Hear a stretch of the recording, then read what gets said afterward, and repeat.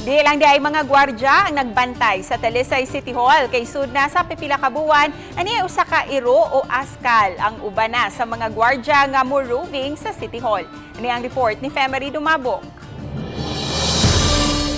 Kini si Buddy, usa ka askal nga sud na sa 7 ka buwan nga kuyog-kuyog sa mga gwardya sa Talisay City Hall. Mata ni Dwayne Arobo nga kaniadto usa lang si Buddy sa mga askal nga musud gawa sa City Hall compound. Apan karon mukuyog na kanila sa pagbantay ilabi na sa kagabhion.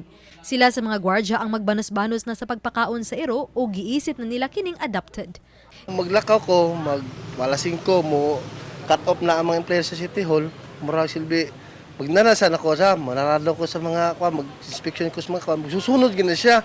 Antod kung na-time nga panggabi isag ko, ma'am, kung naitawang kan mo paggot gina siya, muawaw gina siya. Silbi, murag makamatidi sa ni tao ba?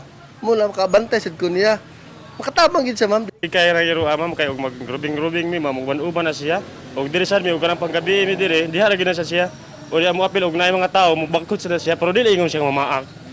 Mupagod na siya, kami nga makita dira mo kay makaan man siya sa mga tao. Gilakip na sa Talisay City Veterinary Office sa ilang mga programa ang laag nga mga iro ug iring. Usa na niini si Buddy kinsa gikapon gahapon. Ato na sang gipang maintain, no? When we say gi-maintain kanang vaccinated na sa anti-rabies, regular na siya every year. And then ang kasgaran sa dana nila, majority na nila mga kanang recipient nato na siya sa atong TNVR programs.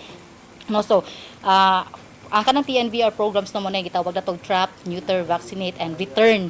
Kay ubos na sa alert level 2 ang dakbayan, gitugutan na usab nga mada sa sud sa City Hall compound ang mga pet sa mga Talisay nun. So we just want to show the people of Talisay that even City Hall is pet friendly. Then hopefully you can bring as we are in alert level 2, you can bring your pets here. Then suruyon diha sa tuang park. Uban ni June Sulon.